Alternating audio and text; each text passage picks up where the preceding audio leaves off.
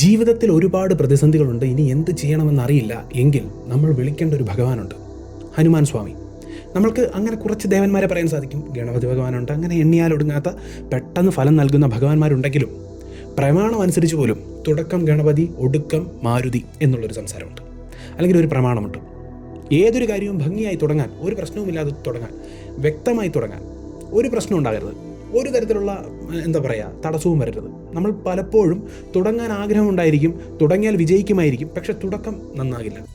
അപ്പോൾ നമ്മൾ പറയും ഗണപതി ഭഗവാൻ വേണം തുടക്കം നന്നാകണമെങ്കിൽ. തുടക്കം നന്നായെങ്കിൽ മാത്രമേ ഒടുക്കം നന്നാകുകയുള്ളൂ. എങ്കിൽ ഒടുക്കം വരെ കൂടെ നിന്ന് നന്നാക്കുന്ന ആരാണ്? അതാണ് ഹനുമാൻ സ്വാമി.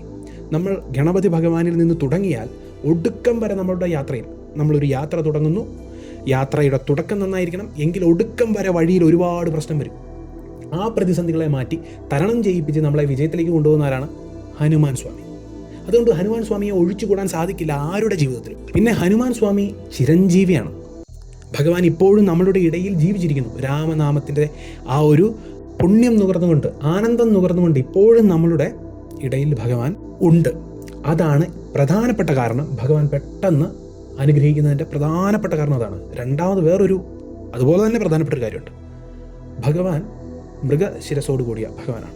മൃഗശിരസോട് കൂടിയ ഭഗവാന്മാരെല്ലാം പെട്ടെന്ന് അനുഗ്രഹിക്കും. അതുകൊണ്ടാണ് വരാഹി ദേവിയൊക്കെ പെട്ടെന്ന് അനുഗ്രഹിക്കുമെന്ന് പലരും പറയുന്നത്. അതൊരു പ്രത്യേക ഒരു കാര്യമാണ്.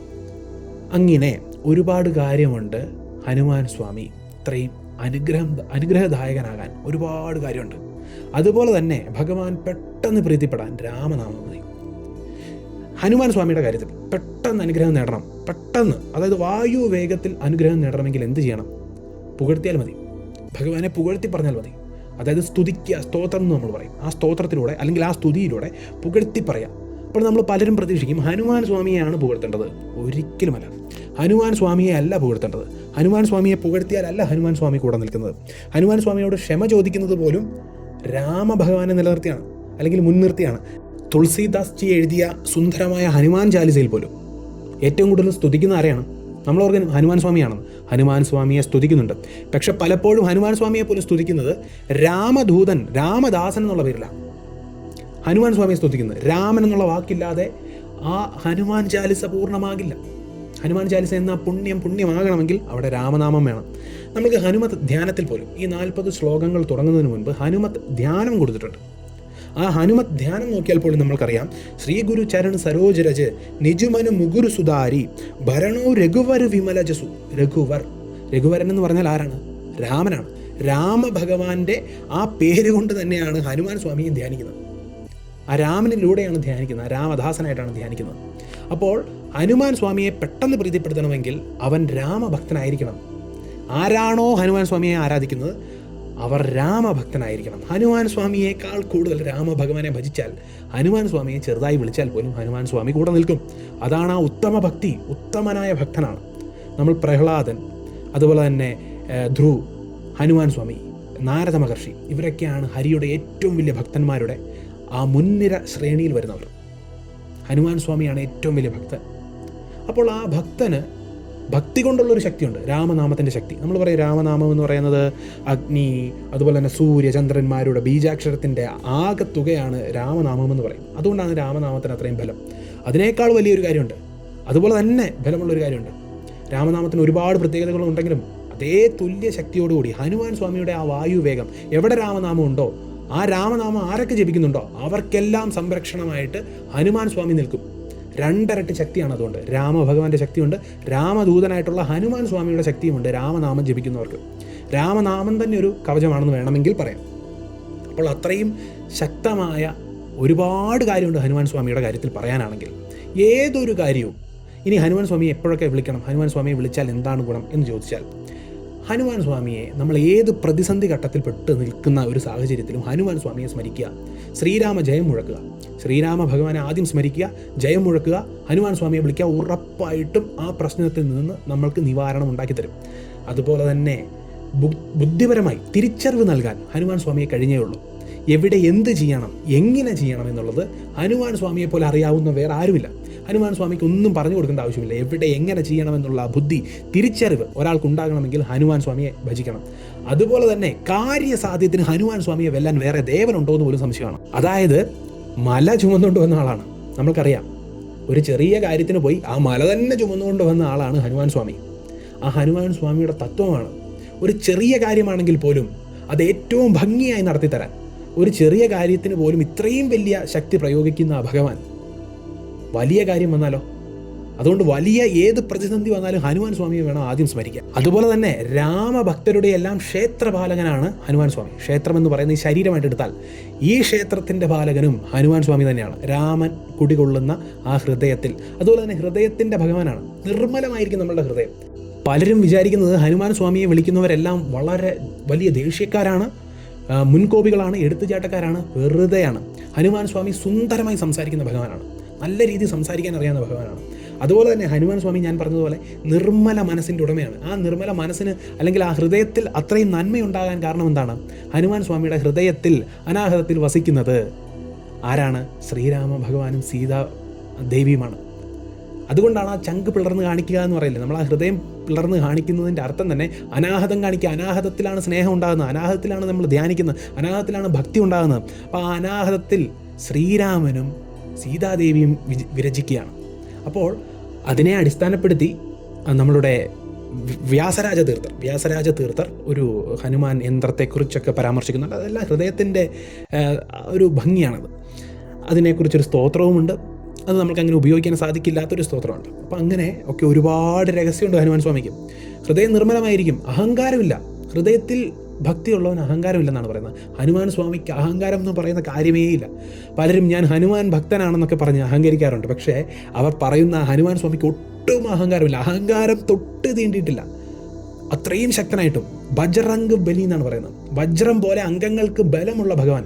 അതുകൊണ്ട് തന്നെ ഹനുമാൻ സ്വാമിയെ വിളിക്കുന്നവരുടെ മനസ്സിനും ശരീരത്തിനും അതുപോലെ ധൈര്യമായിരിക്കും, അതുപോലെ വജ്രം പോലെ ഉറച്ചവരായിരിക്കും. അങ്ങനെ ഒന്നും തളർത്താൻ സാധിക്കില്ല.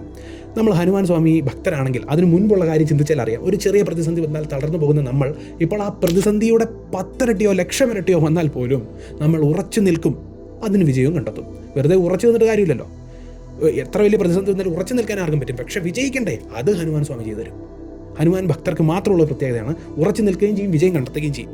അതുകൊണ്ട് തന്നെയാണ് പ്രത്യേകമായി നമ്മൾ എടുത്ത് മനസ്സിലാക്കേണ്ട ഒരു കാര്യം, ഹനുമാൻ സ്വാമിയെ ആരാധിക്കുന്ന ആളുകളാണെങ്കിൽ 2 കാര്യം ശ്രദ്ധിക്കണം.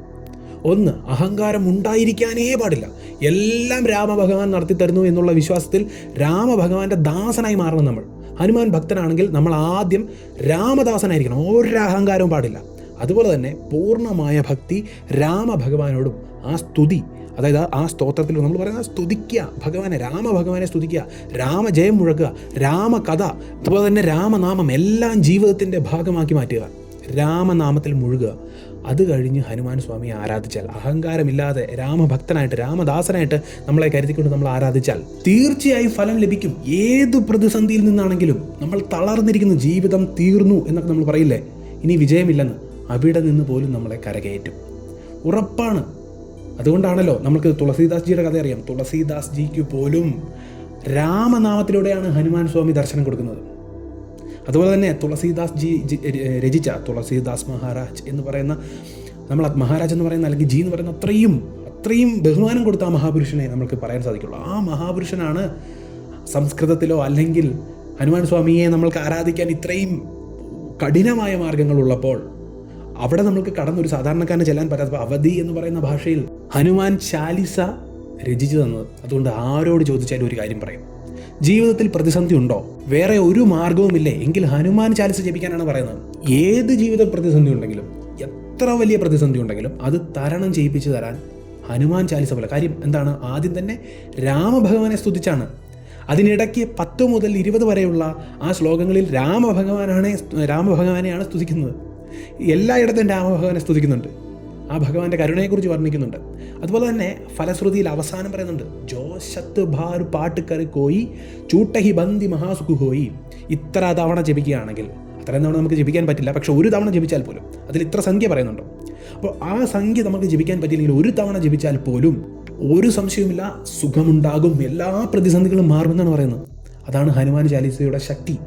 ഹനുമാൻ സ്വാമിയുടെ നമ്മൾക്ക് എന്താ പറയുക, ഉപയോഗിക്കാൻ സാധിക്കുന്ന ബജ്രംഗ് ബാൺ നമുക്ക് അങ്ങനെ ഉപയോഗിക്കാൻ സാധിക്കില്ല, കാര്യം അവിടെ ബീജാക്ഷരമുണ്ട്. എങ്കിൽ അതേസമയം ഹനുമാൻ ചാലിസ എന്ന് പറയുന്ന അവധി എന്നുള്ള ഭാഷയിലാണ്. അതുപോലെ തന്നെ ഏറ്റവും സിമ്പിളായിട്ടാണ് തന്നിരിക്കുന്നത്.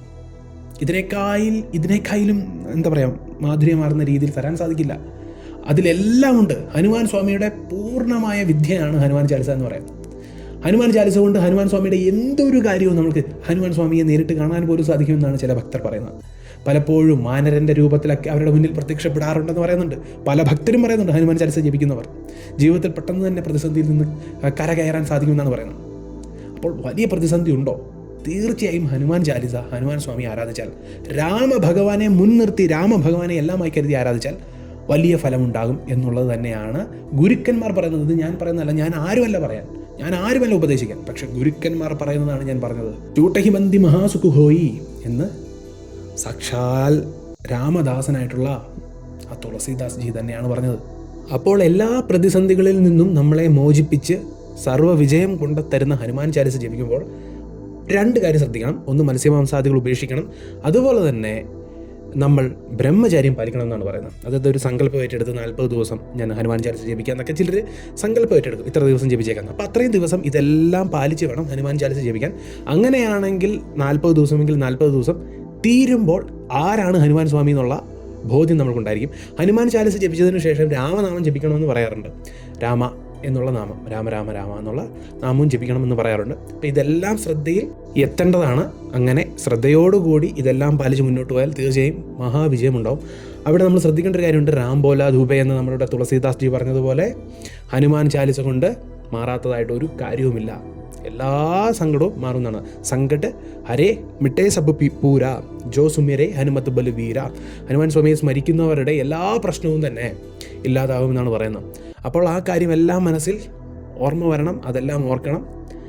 എല്ലാ വിജയവും ഉണ്ടാകും എന്നുള്ളത് തന്നെയാണ് സത്യം. അഹോബലം.